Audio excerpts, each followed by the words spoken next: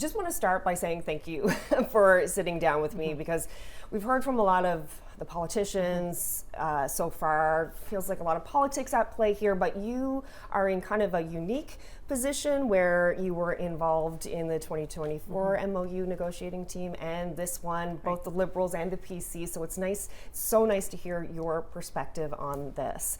And I just want to start with something you said back in 2024 about the MOU. And at the time, of course, you said that it was the best deal.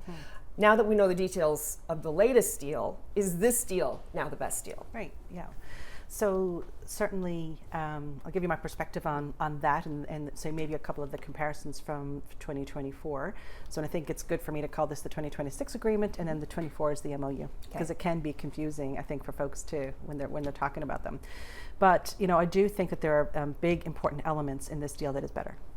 And without getting into all the numerous issues or numerous items, I think there are a few in particular that I can point to say that this is better.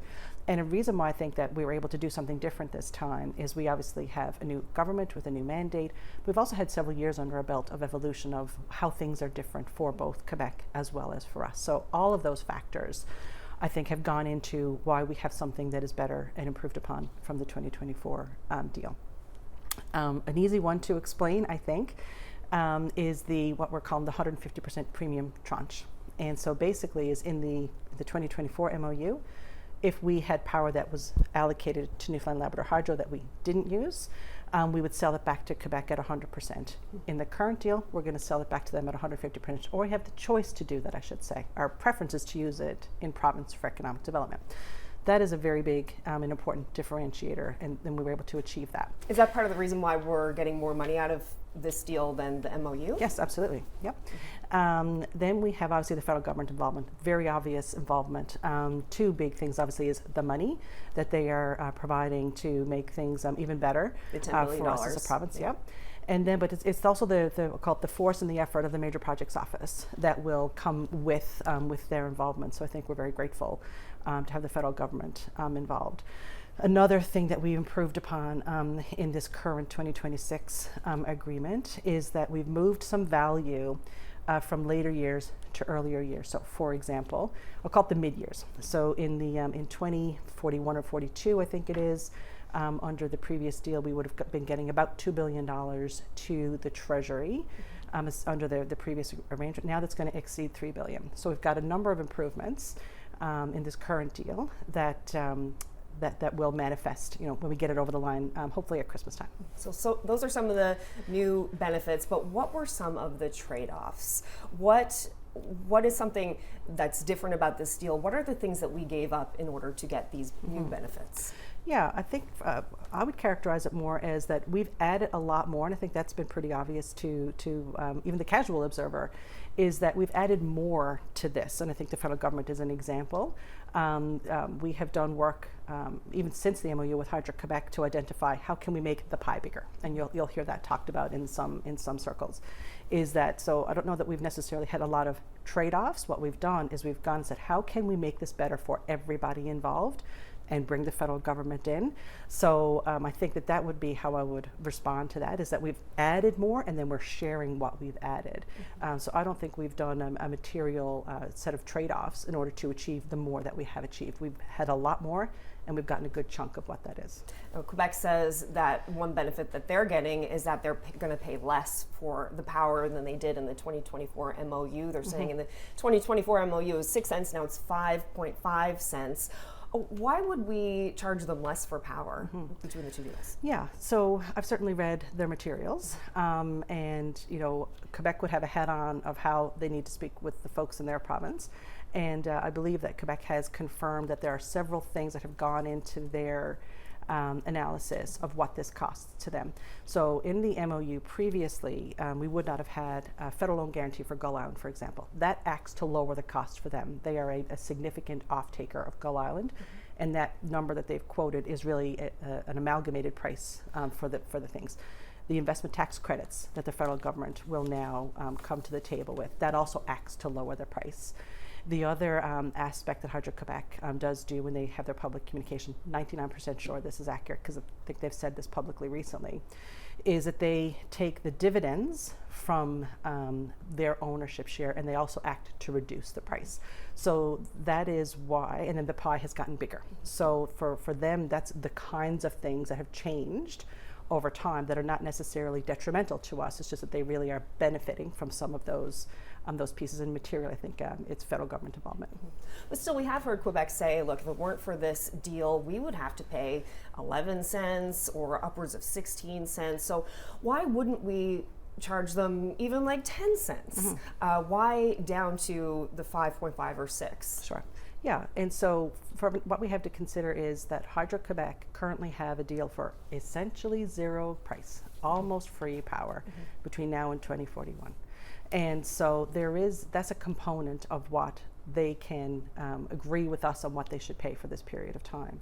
So that period of time of higher than they're paying now, but less than what they would pay in 2041, that's the deal space, that's the bargain that we have worked on with them. So that is why you don't get if their replacement price is that in 2041, you don't get that today, right? So we have to work with them on what is a fair price. So opening up the deal earlier than 2041, because they're going to agree to do that, we're going to charge you far less than what they would get otherwise. Right, and I'm not sure I would say it's far less, because we have a series of options to price the power, way higher than we are currently charging. And there is an estimate of what will come to Treasury in the interim period than if we didn't open it in 2040. It's $10 billion. I mean, that is a really significant number that we could, and that's just to Treasury. That doesn't talk about the economic benefit that we will see having access to power. That doesn't talk about the economic benefit that perhaps government might choose to pay down some debt and save those debt servicing costs. All of us will benefit for that long term. So, I mean, that $10 billion by opening the contract early, that doesn't even account for all the additional economic benefits that we're going to receive as a province by doing that. So you feel good about all that? I feel very good about it. Okay. There have also been concerns raised about the pricing structure. In the 2024 MOU, it was a market-based pricing, so we would charge for electricity based on the market price, but now that's changed. It's now tied into inflation. Why is that a better deal for us to do it that way? Because if the price of electricity goes through the roof, we won't be able to charge more. Right. So my team generally asks me to try to have shorter answers that are more digestible. This one, unfortunately, is going to be a little longer. Yes. So there's a number of things I would want to talk about with regards to the pricing that we've agreed in this piece. And there's like three, I'll call it material themes I'd like to talk about. One is escalation. The other is, and then inflation. Then it's wholesale market changes and spot market. So those are a lot of the things that are floating around about this. So I want to touch on all of those things. In the 2024 MOU, there was the Schedule G, and it had a profile of what the prices would be over time if both Hydro-Quebec and Newfoundland Labrador Hydro had said, if we have perfect foresight, this is what we think is reasonable to pay, and we were both content with that. Then there was but then if something changes in markets, we will use a basket of prices, not any one single price, and we could change according to that. So if one of those changed materially, it wouldn't have a material effect on what the formula would be, right? So I just want to be really clear about that. What we've done in the 2026 agreement is we've looked at what that schedule was, and we've brought some value forward, as I mentioned earlier. And so we're going to get more value sooner on that, but we still have now this general shape. And what I want to talk about the shape of that is there is significant escalation, because I do hear some assertions that it's a fixed price. Right. And I think fixed in terms that it will move along with the rise in inflation. But I do think that it's getting confusing for the public sometimes. When they hear fixed price, they think 1969, which is flat. And so I get a little anxious when I hear an assertion that it's a fixed price, because I'm thinking that the public who maybe are not as bothered to spend a ton of detail here, they're going to say, well, it's just like 1969, and it is absolutely not. So I want to be really clear that there's significant escalation in this price. And in the first years out to 2041-42, it's a 14% increase in the price. Now, if anybody thinks about anything that they're experiencing year over year on a price basis, that is a huge increase for the next 15 years. So we see on an average of 14% increase. So that's the escalation. And then you have, even after that point, you have 2.6% escalation. Right. Then you layer on, we have then inflation protection, and I'll get into that CPI versus market.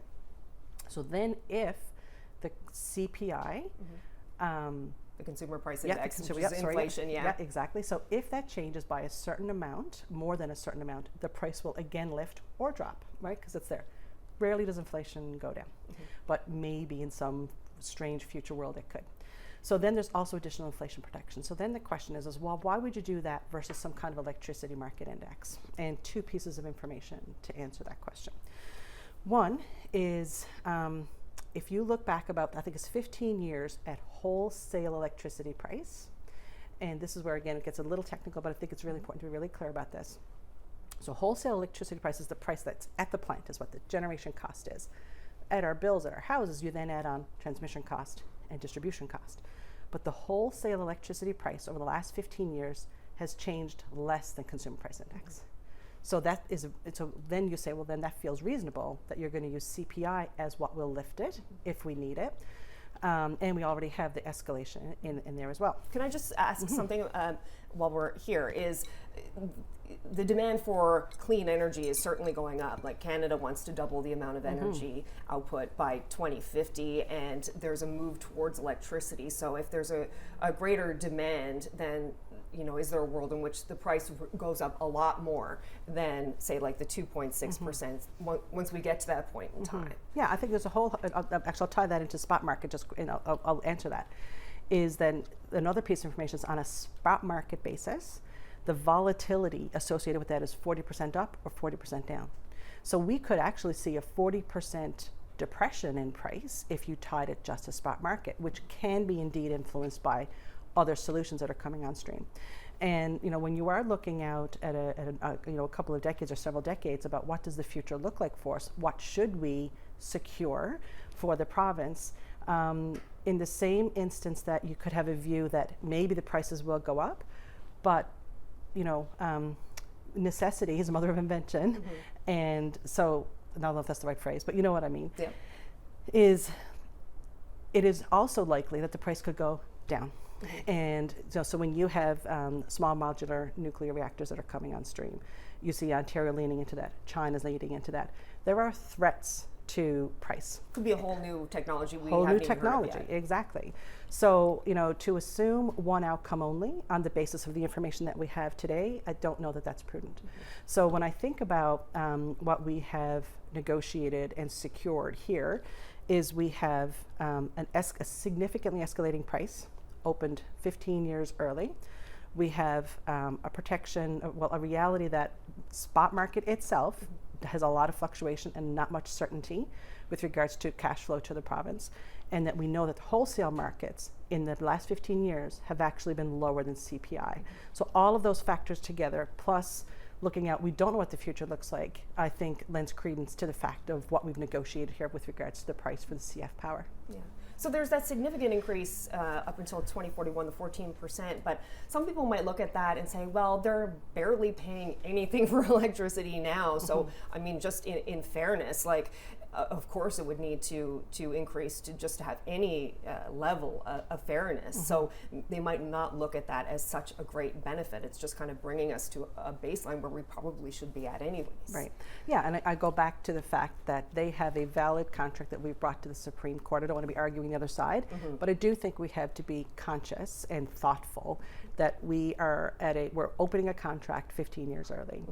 And there's a acknowledgement that is worth multiple billions to Quebec that they are sacrificing, but they are then signing up obviously for a contract. I fully acknowledge that, but that's the same thing is for us to expect that we would get a market price today. Doesn't square with the fact that they also have to give up $10 to $15 billion to have this happen today for us, and they have to explain that to their folks as well. And why not do from now until 2041 with the 14%, and then from that point on do market-based pricing? Well, because Quebec has a contract to 2041, right? So for them, and then if you were to say do market-based pricing, I think what I mentioned earlier holds, is that you would then have this volatility. We have a risk that in, let's say, 2041, we chose this 14%, and then say, hey, at 2041, we're going to choose spot market at that time. What if it drops 40%? right? So we'd be sacrificing all of that revenue at that time for a 40% decrease in profits. So, you know, when you're involved in this kind of negotiation, there's rarely one answer. There's the answer for all of these factors, and you make the best decision on the basis of the information that you have today and the risks that you think you should tolerate go forward. I've heard some people compare hydroelectricity to oil, right? So oil is priced based on the market. You sell a barrel of oil for, you know, whatever the market demands at that time. It's about demand, it's about availability. In the same way, you know, hydroelectricity, that's an asset, that's a commodity in the same way that oil is. So you wouldn't have an oil company say, okay, well, we're gonna, you know, sell our oil for this price and only increase it based on inflation. Like, they wouldn't tie their pricing into inflation. So why would we do that? Again, just, you know, for the reasons that I already mentioned. I mean, it is an asset owned by the Crown, and an oil company, I think, is run very differently. And so what we have to do is be thoughtful about how do we get the most value out of this series of assets on this river. They obviously they are connected because they use the same water, and as a Crown, you have more than just I call it immediate profit. You have a lot more people to be accountable to. And so, you know, as a Crown asset with the profits going back to government, and this is a government policy, so I should be very careful, you know, wading into government policy, but I think it is a factor to talk about how do we have supply and revenue, supply certainty, and meaning that could be fiscal. I mean, Newfoundland Labrador Hydro is very much interested in being the energy and a fiscal partner with government, and we would take, you know, guidance from them on the kinds of factors they want us to include in our negotiations. And certainly, you know, fiscal certainty is a piece of information. It doesn't mean that you do only a certain thing, because we have negotiated, again, a significantly escalating price that does have the right metrics for correction if necessary on the basis of this industry, which is slightly different than the oil and gas industry. You were on board with the market-based pricing in the 2024 MOU. So are you more on board with this pricing structure than you were with the market-based in 2024? Yeah, I mean, another differentiator between what we've achieved in the 2026 versus 2024 is we have more material terms concluded. So if I think this is sort of the football field of how far we've come, let's say we were probably this far along, say with the Memorandum of Understanding in 2024, we're now this far along. So the end line is much closer. And so when it came to the negotiations post MOU, we had a lot of challenging conversations that we had started with Hydro-Quebec, and then obviously things changed for us as a province. So I think both were valid choices, but I know we had lots of rackets left to turn the MOU into final agreements. And what we have now is something I feel very good about with regards to the factors that I've already mentioned, the market volatility, wholesale markets against CPI, and the escalating. So I feel very, very good about the prices that we've included for power from CF. Is this part of the reason why the 2024 MOU is 6 pages and this one is 71 pages? There's a lot there. Yep, Yeah. We basically, if we were awake, this is what we were doing for a number of months. Why did it get so much more complicated? I don't know if it got more complicated. It got more certain, I would say. I think lots of complication was there before too, and it was just more to come, right? More of it was to be agreed. And we still have a lot of work to do this fall. To take, again, we're this far down the field, to go the last number of yards. We still have work to do to turn that into thousands of pages of legal agreements that will stand the test of time. So it really was a very strategic and deliberate goal, is that we wanted to have more certainty that it would get done, right? Not that the 2024 wouldn't, but we still had bigger fights left. We have less big fights left now. Just one more thing on the market-based pricing, because this is a big deal for some people, and there's a psychology around this as well, because the biggest problem with the 1969 deal was the fact that we didn't have the flexibility to charge what our power was worth, right? So people will look at this deal and they'll see restrictions, even though it's not like this, like you say, like the 1969 deal, it's like that. Yeah. They'll still see it as being boxed in, being locked in, and not having the freedom to charge what the electricity is worth. How do you comfort people with that part of this deal. They're saying, no, it's not like the 1969 deal, but people will still see those restrictions as eerily similar to the 1969 deal. Yeah, so I certainly can see that sentiment as well, publicly. However, I think what we have secured now is many options. And if you go back to the fundamental of the sentiment that you've just described, and the fundamental of the sentiment is Quebec bought power at almost nothing and then on-sold it at a big difference, at a big price differential. And so what we've done now is taken the reality of where the power is located. We have to sit on somebody's transmission lines or build new, very expensive ones. So those are the two options. So what do we do there to get to that on-sale price? That's what we're trying to get. We're trying to get the on-sale price. How we get the on-sale price is I shouldn't say debate, there's positions on what that should look like. So what this negotiation delivers is we basically have right now, and for the next number of years until 2041, if we don't do a deal, two ways that Newfoundland Labrador Hydro is benefiting from the existing plant. One is we supply Labrador and we are tapped out. We have no more supply, right? So we are capped at 525 and we essentially have no power for economic development in Labrador. We're constantly saying no to customers. Or Quebec is using the rest of the power at almost free. And then we have been selling a little bit, kind of over our 265 booking. What we have now is something very different.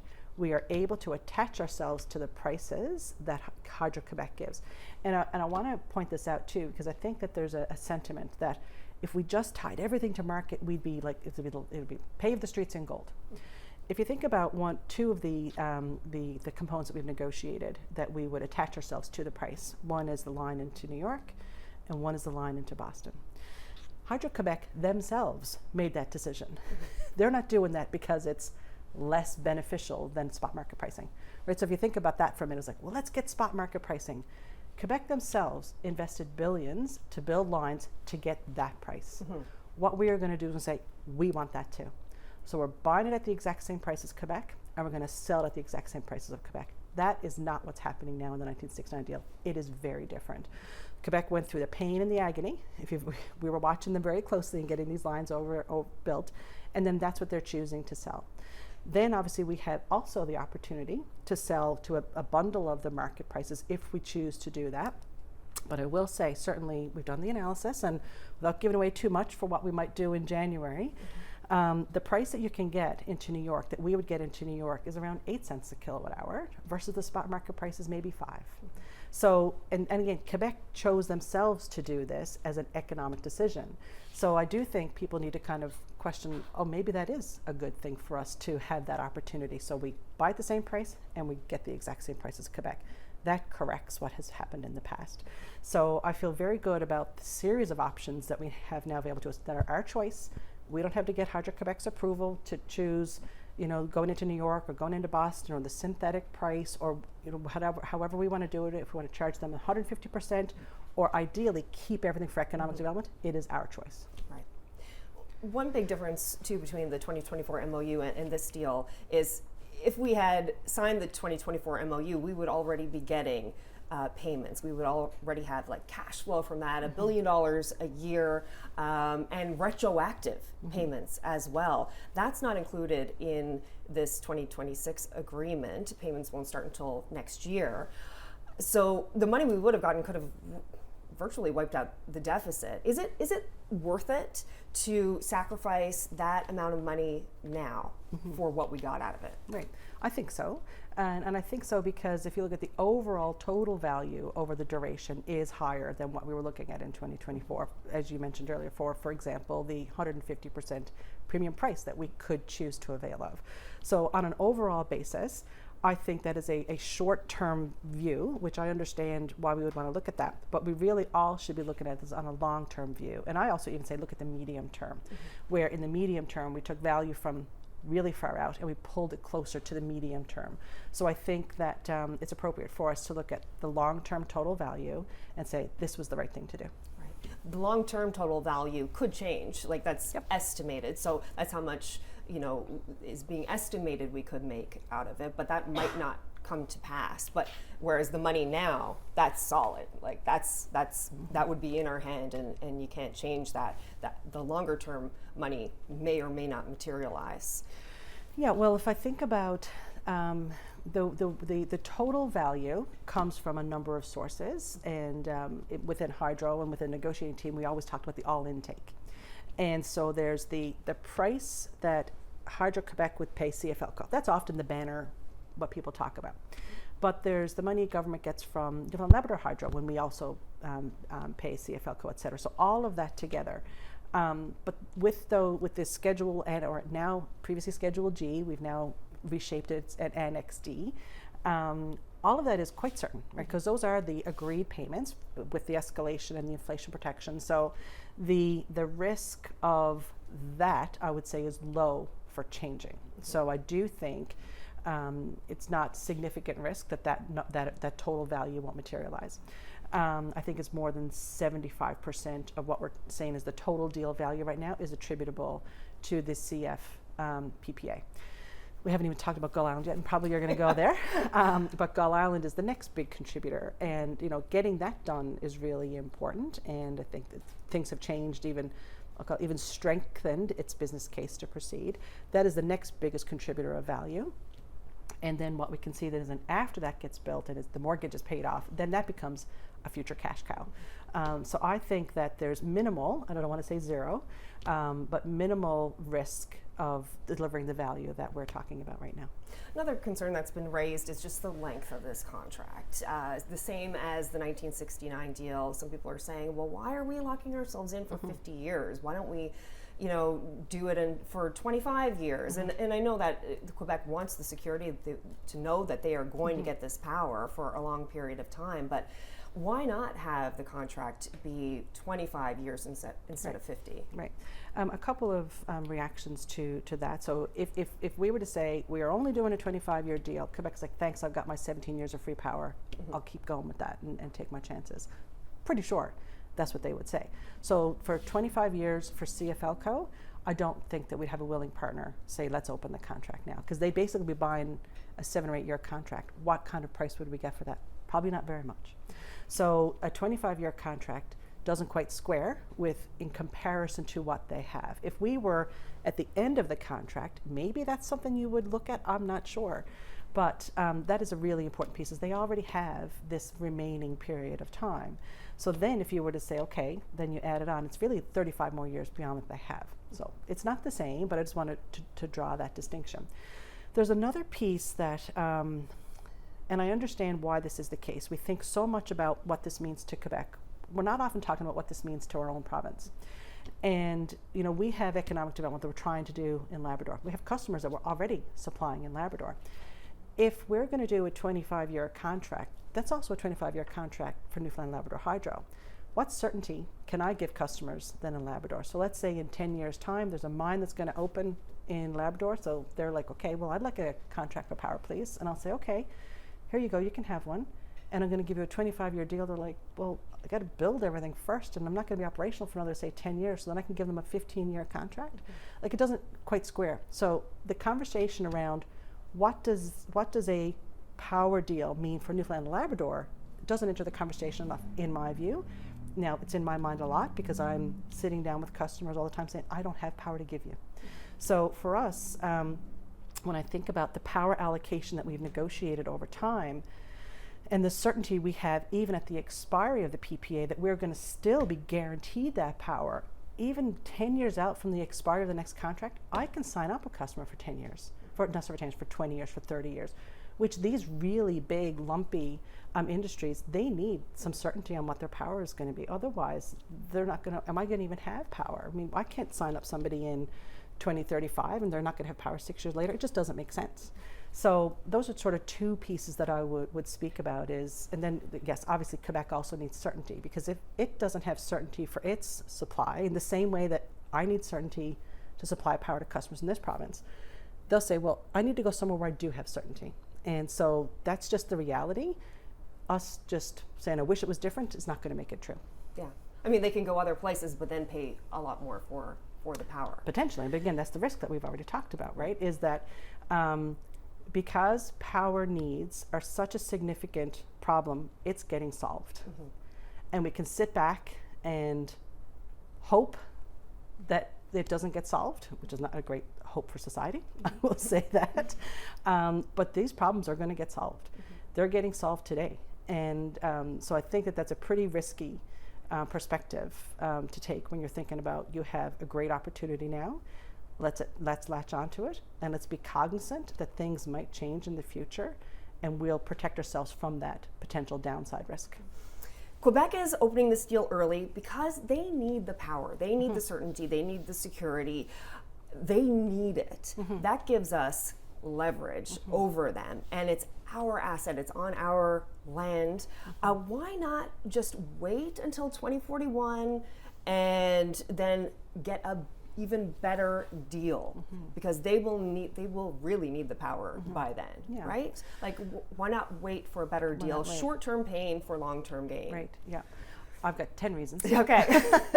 For why I really fundamentally disagree with that. I disagreed with it 2 years ago, and I disagree with it today.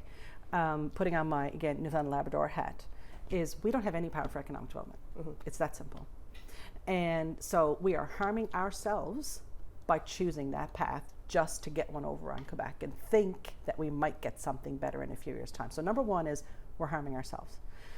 Number two is if Quebec can't get a deal with us, whether that's for additional power or something from, or continuation of CF post 2041, they are going to solve their problems.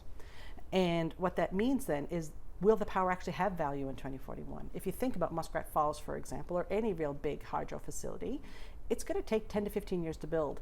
Those decisions need to be made today. The reason why Quebec, we have leverage today with them, is because they have to make a decision. If we can't get this done with them now, and let's say it takes another 4 or 5 years to kind of do some more analysis and come back again, I would tell you, I'm pretty confident they will have solved some of their problems.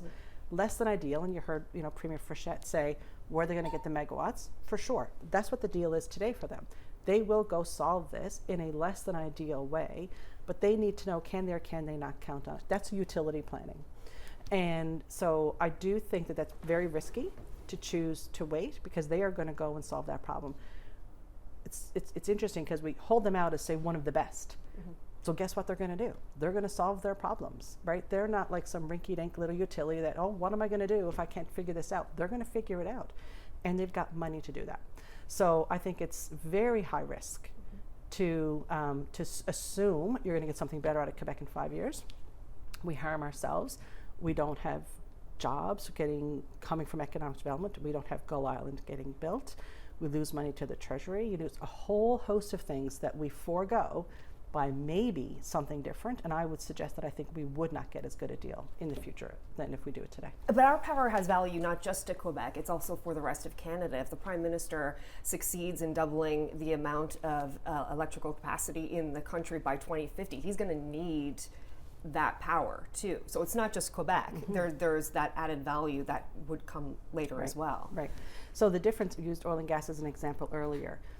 You put oil and gas in a tanker, you pick it up and you ship it and you send it somewhere else. It doesn't lose any of its quantity in the meantime. You can't package electricity.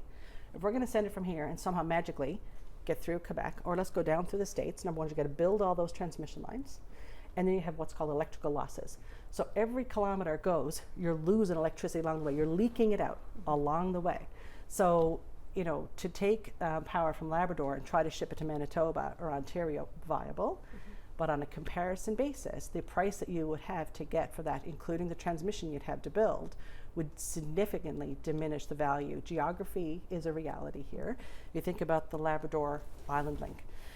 The Labrador Island Link, for 1,100 kilometers, mostly expended about 10 years ago, cost $6 billion.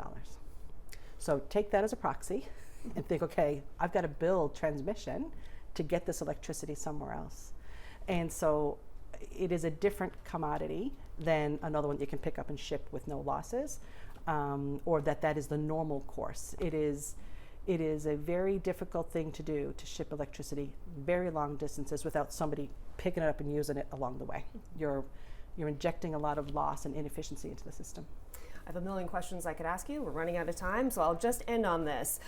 This deal, it's a financial investment for the people of this province. We're invested financially in this. We're also emotionally invested in this deal. The hope is this is going to correct an historic wrong. 50 years from now, the people who are alive then will be judging this deal in the same way that we're judging the 1969 deal. You're part of that history now, a big part of it. How confident are you that in 30, 40, 50 years from now, we'll look back at this deal and think that was the right move? Right. So emotionally invested 100%. I've been in this organization going on 12 years now, but been in electricity for almost my whole career, and almost 30 years. And so very invested in it, very aware that I am attached to this, and still wholly endorse this. But anybody is a fool if they think they know exactly what's going to happen in 50 years' time. All I can do is my absolute best to understand all of the priorities, all of the risks, our realities, Quebec's realities, and with all the team that's behind us, do everything we can to consider that. If somebody is going to guarantee something 40 and 50 years out, I think that's disingenuous. We're doing the absolute best we can with the information that we have available to us, as anybody else would. So, I'm very aware of the burden that carries. I continue, and with a lot of pride. We've had incredible people, both within this province and our supports from outside the province, the people in this organization, working with government, Jerome Barry. We've done everything we can to do what's right for this moment. Well, Jennifer Williams, I really appreciate your time in helping us understand this new deal. Looking forward to September 14th as well in the House of Assembly to hear more, and lots more conversations to come, no doubt. Thank you so much. Yeah, thank you for having me.